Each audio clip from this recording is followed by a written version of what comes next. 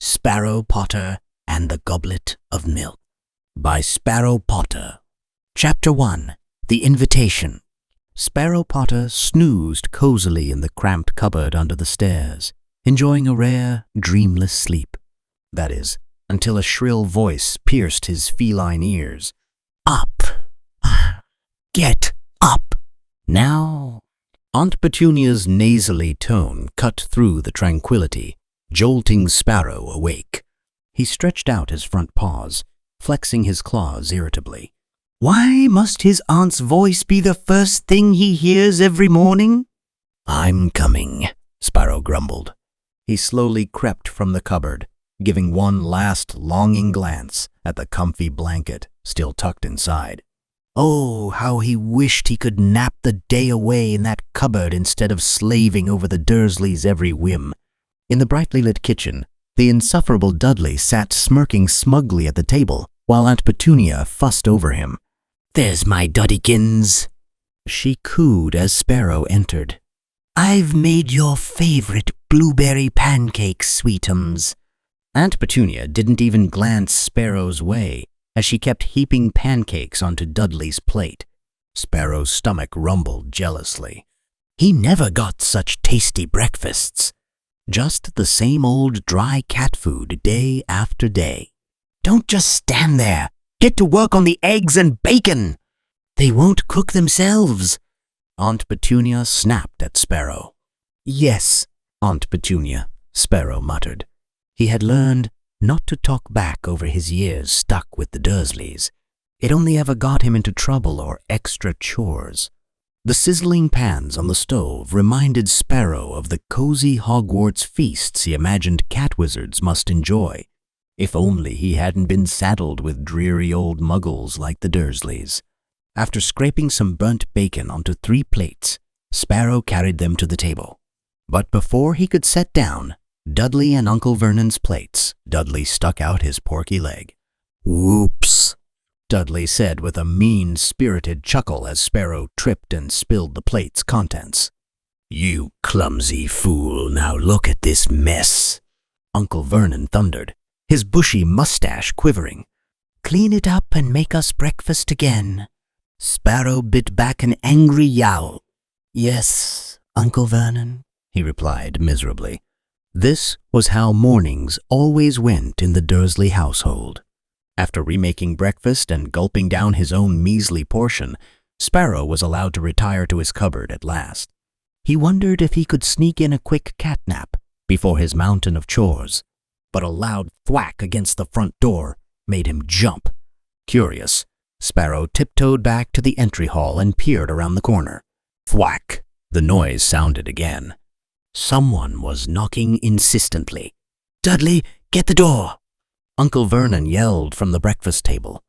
Dudley didn't budge, too busy stuffing his face with fifths and sixths. Sparrow watched through narrowed eyes as Aunt Petunia scurried to answer the door. Who could be bothering them this early? No one's home. Go away, Aunt Petunia screeched without undoing the multiple locks and chains. More loud thuds echoed from outside. Sparrow crept closer, lurking under a hall table to get a better look. Aunt Petunia's bony hands fumbled with the locks until finally the door creaked open. On the front step stood a scrawny ginger cat with patches of fur sticking up all over. He wore a maroon sweater with a giant yellow R. Reaper! Sparrow cried in surprise. He darted out from under the table to greet his best friend. Sparrow! Reaper exclaimed. Great to see you, mate. Before they could say another word, Aunt Petunia started swatting a broom at Reaper. Shoo, stray, get off our property. She shrieked. Wait, no, he's my friend, Sparrow said, jumping between them. Aunt Petunia froze mid-swing. Her eyes narrowed at Reaper suspiciously. And who might you be? She asked. Reaper Weasley, ma'am, he replied, ducking under another swipe of the broom. I'm here to invite Sparrow to stay with my family for the summer. Aunt Petunia's eyes flashed. "Absolutely not," she declared, slamming the door shut. Sparrow heard the locks click sharply. His heart sank. "Sorry about her," Sparrow sighed to Reaper through the mail slot. "She hates anything to do with magic or wizards, even cat ones." "No worries." "I figured as much," Reaper replied. "But we really want you to come stay. I already asked Mom and Dad, and they said yes." Sparrow's ears perked up. A summer with the warm, cozy Weasleys sounded heavenly compared to another minute with the Dursleys. "I'd love to, but I doubt the Dursleys will let me," Sparrow said glumly, his tail drooping. "Well, don't give up hope yet," said Reaper. "We have something big planned this summer. I'll send you an owl with details. Gotta dash. Mom's waiting. Bye, Sparrow." With that, Reaper scampered off down the walk. Sparrow's mind spun as he tried processing Reaper's words. Something big. Like what? Before he could ponder further, Aunt Petunia's shrill meow ordered him to the kitchen for more chores. The next week crawled by in the usual misery of cooking, cleaning, and dodging Dudley's sparrow hunting's games. How Sparrow longed for a letter from Reaper. His curiosity was killing him. Finally, a week later, something woke Sparrow in the dead of night. An incessant tapping noise came from the cupboard window. Bleary-eyed, Sparrow pushed the window open. A handsome tawny owl swooped in, dropping a parchment envelope in Sparrow's lap.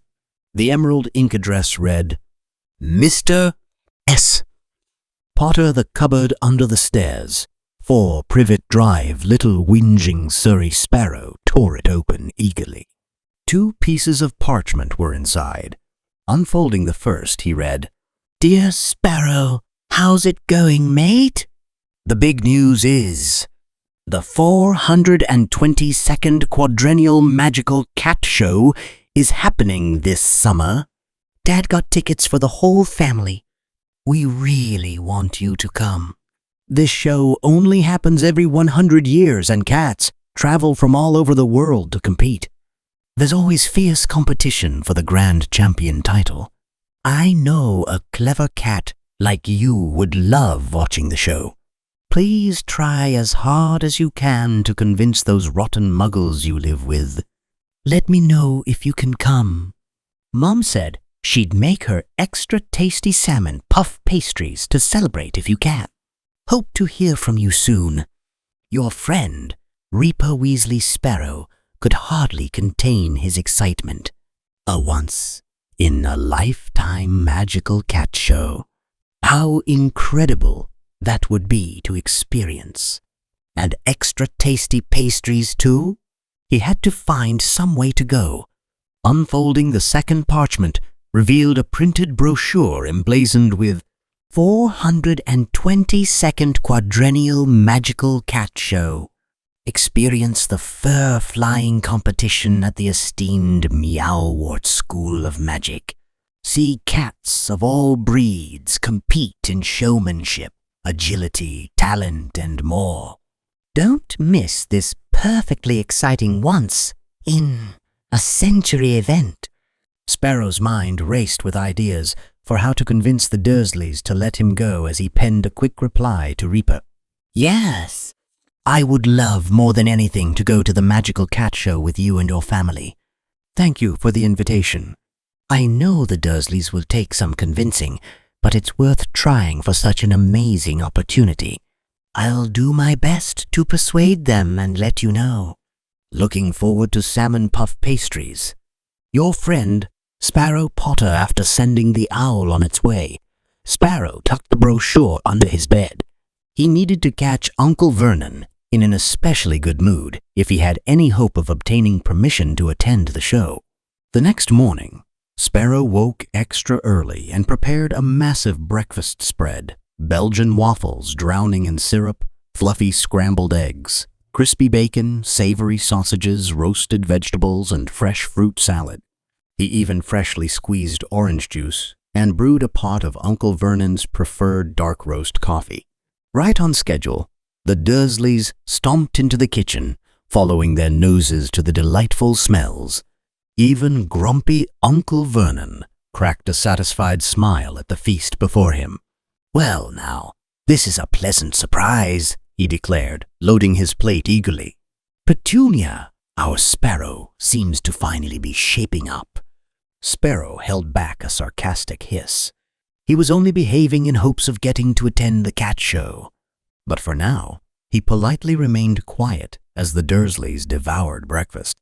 Once the last crumb had been licked clean, Sparrow nervously cleared his throat. "Uncle Vernon, I was hoping I could discuss something with you," he began delicately. Uncle Vernon responded with a guttural belch and leaned back to pat his round belly. Yes, what is it?" he replied impatiently. This was Sparrow's chance. "Well, sir, I recently received an invitation from my friend to attend a rather prestigious event taking place this summer," he continued. "It's a tremendous honor to be asked and would make for a very educational and enriching experience." "Enough jibber-jabber, boy. Out with it already," Uncle Vernon interrupted gruffly. Sparrow took a deep breath. "It's an exclusive cat competition and show, sir. It only happens once every 100 years. I would get to travel with my friend's family and—" "Absolutely not," Uncle Vernon thundered before Sparrow could finish. Aunt Petunia and Dudley looked equally displeased at the thought of Sparrow going anywhere for fun. "But, sir, if you would just listen for a moment," Sparrow pleaded. Uncle Vernon slammed his fist on the table, rattling the dishes.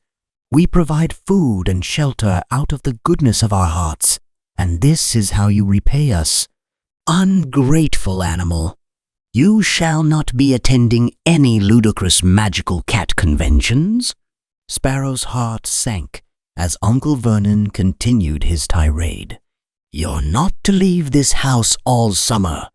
Now off to your cupboard with no meals today." He punctuated his command with another fist bang. Dejected, Sparrow slunk back to his cupboard and collapsed on the worn blanket. It just wasn't fair, but there seemed no way he'd get to attend the magical cat show now. If only he could find a way to escape the Dursleys. Over the next few days, Sparrow resigned himself to the likelihood that he would be stuck with the Dursleys all summer long, while Reaper got to experience the once-in-a-lifetime event without him. Just the thought made Sparrow's coat feel heavy with sadness. Then late one night, a noise outside his cupboard woke Sparrow from fitful dreams about cats doing tricks in a grand arena. Was that shouting he heard? Pressing his ear against the cupboard door, Sparrow made out Uncle Vernon yelling unintelligibly. He sounded even angrier than usual. Cautiously, Sparrow cracked the door open. He peered out and saw Uncle Vernon in striped pajamas, waving his arms furiously at two people standing just inside the front door. "Wait. Not people, cats." Sparrow instantly recognized one of the cats as Reaper Weasley from his bright ginger fur and handmade sweater. But accompanying Reaper was a much older cat with spectacles and dusky fur streaked with gray. This cat sat calmly licking a paw as Uncle Vernon shouted, "How dare you invade our home and disturb our sleep?" Uncle Vernon bellowed at the two. "My apologies for the late visit," the elder cat replied politely between licks.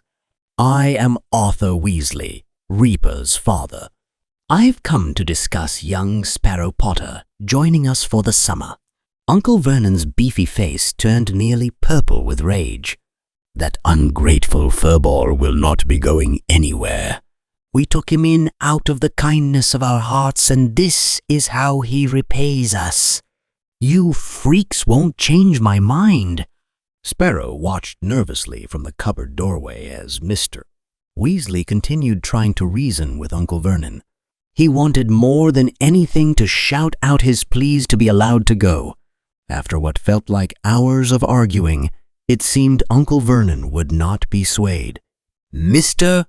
Weasley's shoulders sagged in defeat. "Very well, we shall take our leave," he said steadily. "Come along, Reaper." Reaper looked ready to protest, but Mr. Weasley gave him a subtle wink and nudged him towards the door. Sparrow's heart clenched, watching his last chance at going to the magical cat show slip away. Once the Weasleys had left, Uncle Vernon stomped back upstairs to bed, still red-faced and grumbling furiously.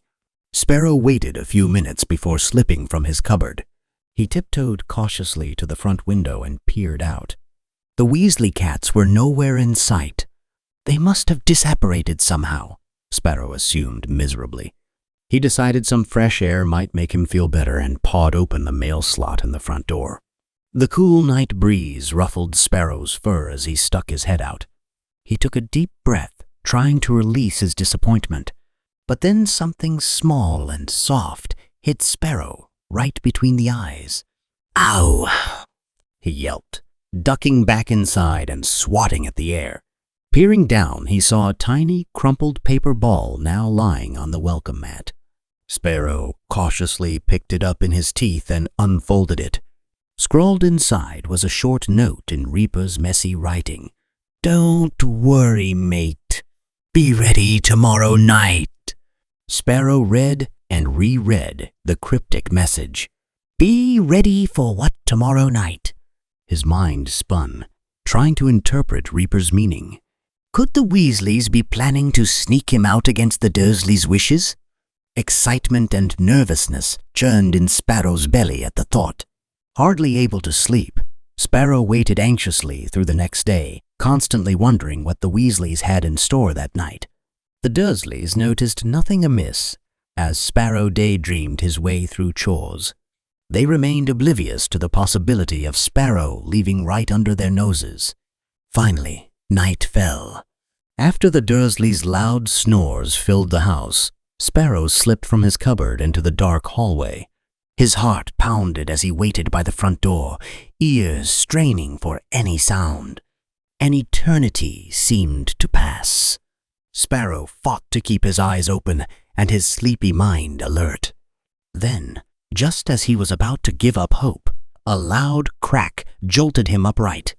Peering outside, Sparrow saw 3 figures silhouetted at the end of the walkway. He recognized the tall, slender build of Mr. Weasley and Reaper's messy ginger fur. But who was that third, plumper cat with them? Before Sparrow could speculate further, the front door's locks all unclicked, seemingly of their own accord. Then the door slowly, noiselessly crept open all on its own. Magic! Sparrow realized excitedly. "Sparrow, over here!" Reaper's hushed voice called from outside. Sparrow dashed out to join them, his paws tingling eagerly. This was really happening. "Well done, Fred and George," Mr. Weasley said to the mystery third cat. "Expert door unlocking spell work as usual." The cat dipped his head proudly, and Sparrow noticed an identical cat standing right beside him. Twins? Sparrow recalled Reaper mentioning his older twin brothers, Fred and George. They must be master pranksters to pick those locks so easily. "Let's get a move on before those wretched muggles wake up, mister," Weasley urged quietly. The 5 cats slunk into the shadows, heading towards the nearby woods. Once under the cover of trees, Fred and George approached a patch of thick ferns.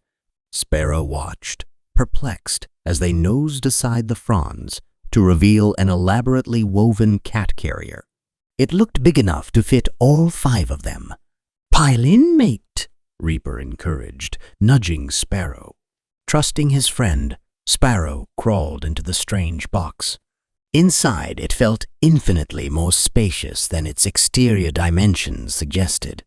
One by one, the other cats followed. Sparrow felt the carrier lift and sway as Mr. Weasley gripped the handle in his teeth.